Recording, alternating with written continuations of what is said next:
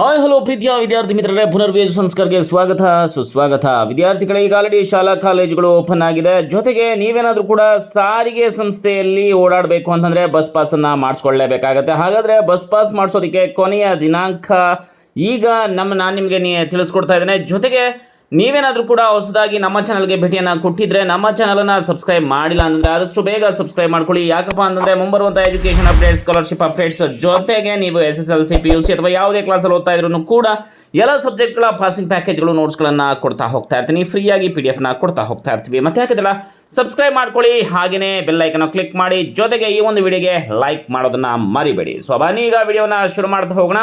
ವಿದ್ಯಾರ್ಥಿಗಳ ಬಸ್ ಪಾಸ್ಗೆ ಸಾರಿಗೆ ಸಂಸ್ಥೆ ಈಗ ಆಲ್ರೆಡಿ ಆಹ್ವಾನವನ್ನು ಮಾಡಿರುವಂಥದ್ದು. ಶಾಲಾ ಕಾಲೇಜುಗಳು ಅಧಿಕೃತವಾಗಿ ಆರಂಭಗೊಂಡಿದ್ದು ವಿದ್ಯಾರ್ಥಿಗಳ ಅನುಕೂಲಕ್ಕಾಗಿ ವಿದ್ಯಾರ್ಥಿ ಬಸ್ ಪಾಸ್ಗಳನ್ನು ಒದಗಿಸಲು KSRTC ಅರ್ಜಿಯನ್ನು ಈಗ ಆಲ್ರೆಡಿ ಆಹ್ವಾನಿಸಿದೆ. ಈ ಕುರಿತಂತೆ KSRTC ಪ್ರಕಟಣೆಯನ್ನು ಹೊರಡಿಸಿದ್ದು 2024-25ನೇ ಸಾಲಿನ ಶೈಕ್ಷಣಿಕ ವರ್ಷದ ಶಾಲಾ ಮತ್ತು ಪದವಿ ಪೂರ್ವ ಕಾಲೇಜುಗಳು ಪ್ರಾರಂಭವಾಗ್ತಾ ಇರ್ತವೆ. ಪ್ರಸಕ್ತ ಸಾಲಿನಲ್ಲಿ ಕರ್ನಾಟಕ ರಾಜ್ಯ ರಸ್ತೆ ಸಾರಿಗೆ ನಿಗಮದ ವಿದ್ಯಾರ್ಥಿ ಬಸ್ ಪಾಸನ್ನು ಪಡೆಯೋದಕ್ಕೆ ವಿದ್ಯಾರ್ಥಿಗಳು ಸೇವಾ ಸಿಂಧು ಪೋರ್ಟಲ್ನಲ್ಲಿ ಅರ್ಜಿಯನ್ನು ಸಲ್ಲಿಸಬೇಕಾಗಿದೆ.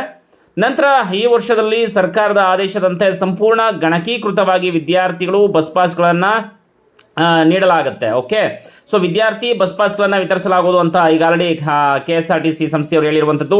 ವಿದ್ಯಾರ್ಥಿಗಳು ಸೇವಾ ಸಿಂಧು ಪೋರ್ಟಲ್ನಲ್ಲಿ ಆನ್ಲೈನ್ ಮುಖಾಂತರ ಅರ್ಜಿಯನ್ನು ಸಲ್ಲಿಸಬೇಕಾಗಿರುತ್ತೆ.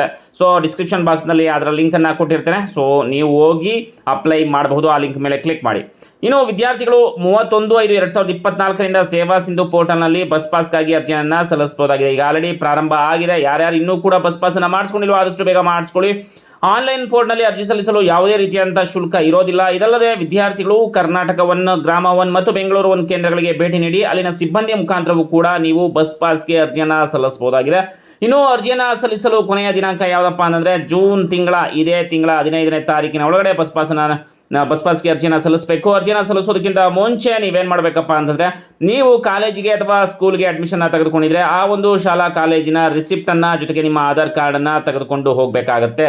ಸೊ ಮಿಸ್ ಮಾಡ್ದೇ ಈ ವಿಡಿಯೋ ನಿಮಗೆ ಇಷ್ಟ ಆಗಿದ್ದರೆ ಶೇರ್ ಮಾಡಿ ಎಲ್ಲರಿಗೂ ಕೂಡ, ಹಾಗೇನೆ ಒಂದು ಲೈಕ್ ಮಾಡಿ. ಸಬ್ಸ್ಕ್ರೈಬ್ ಮಾಡ್ಕೊಂಡಿಲ್ಲ ಅಂದರೆ ಸಬ್ಸ್ಕ್ರೈಬ್ ಮಾಡ್ಕೊಳ್ಳಿ. ಮುಂದಿನ ಎಜುಕೇಷನ್ ಅಪ್ಡೇಟ್ ಜೊತೆ ಭೇಟಿ ಆಗೋಣ. ಅಲ್ಲಿವರೆಗೂ ನಮಸ್ಕಾರ.